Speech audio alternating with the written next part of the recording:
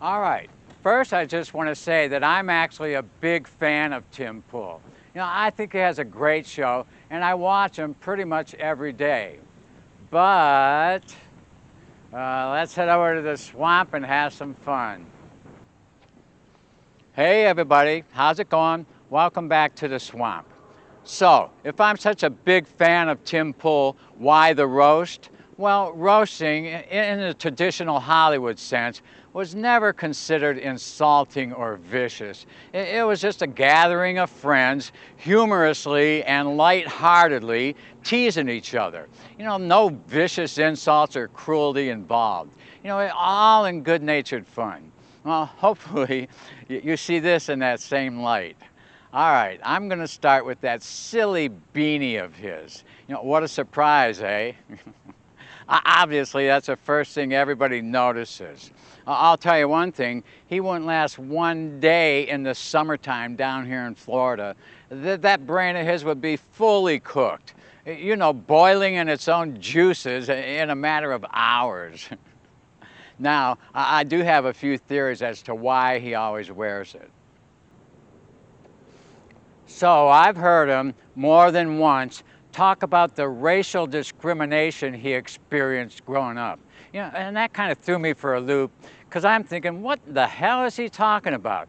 He looks whiter than I am, and I see absolutely no facial features that point to anything else.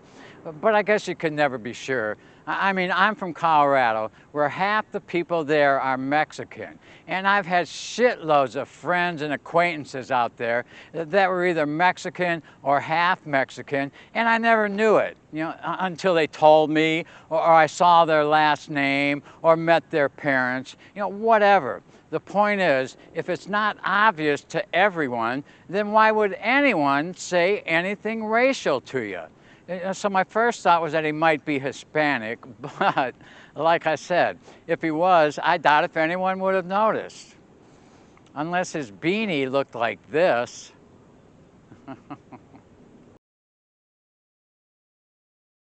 I don't know. I'm not sure that would change anything. Then I thought he might be black. I've seen plenty of light-skinned blacks, or maybe one of his parents is black. Yeah, that must be it. So now I'm guessing the beanie is either covering up his afro or he's got dreadlocks tucked up in there. I wonder what that would look like.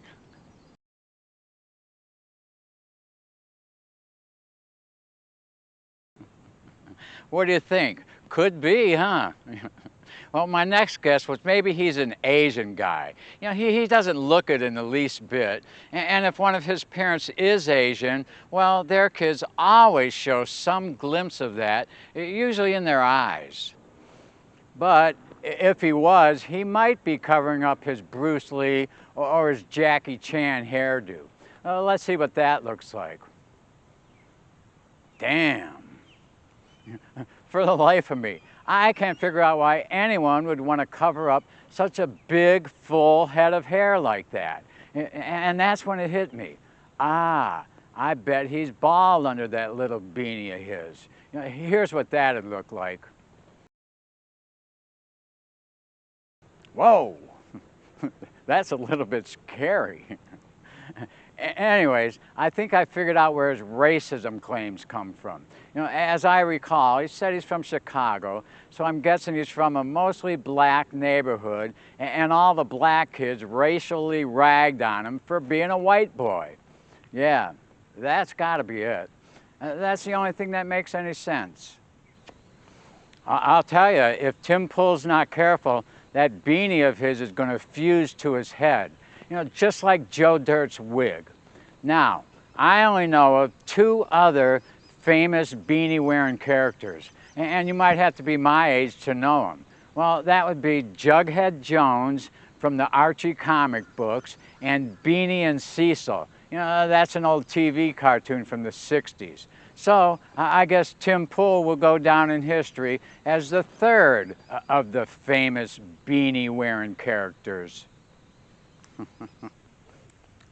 And what's up with his resident, or should I say token, hippie on his show? It used to be this guy named Adam. Well, then he left, and I barely noticed because he was replaced by his doppelganger. You know, how weird was that? So yeah, he's got the same look, same silly transcendental metaphysical hippie type shit. You know, actually, I'm pretty sure it's a wig that they both had to wear. For whatever reason, who knows? And how about those giant microphones he uses? You know, you can barely see him behind it.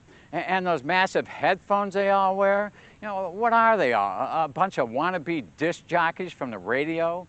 You know, why is it he needs all that shit when most of the other shows do perfectly fine without him? You know, hasn't he ever heard of a lavalier mic? You know, that's those little clip-on or lapel mics, you know, or a boom mic. You know, come on. You know, I guess he figures it makes him look more professional. But I just see him as some kind of refugee DJ from some radio station.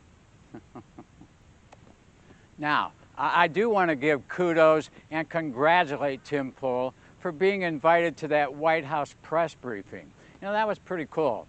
But did you see him sitting there with his little beanie and a sweatshirt? Here's Tim at the White House. What, is he now like the journalist version of John Fetterman? Notice everyone else is dressed appropriately for the occasion. That's what really matters. Or maybe John Fetterman is trying to be the Senate's version of Tim Pool. And it's funny how all the conservative sites refer to him as a libertarian. You know, kind of the same thing as an old school Democrat. Yet all the woke liberal sites refer to him as a right-wing, MAGA-supporting extremist. I guess to them, anyone who doesn't completely toe the line is considered a right-wing, MAGA-supporting extremist. All right, here's this week's stupid shit off the top of my head. How about Tim's skateboarding? Yeah, he talks about that a lot. And believe me, I know skateboarding. You know, and you might have to be a skater to get this one. But I can guarantee you, Tim Pool would know what I'm talking about. So when I started skating, this was way back in the 70s, you know, we skated empty swimming pools and giant cement pipes. You know, that was before skate parks even existed. And when they did come along, well, they also had their own versions of pools and pipes. You know, anyways, we called that kind of skating vert skating or vertical skating. You know, that's where the real thrill and excitement was. You know, we laughed at all the street skaters doing their kick flips and all their other silly tricks and fancy moves. You know, the word radical was never used to describe that kind of skating, but the word girly sure comes to mind.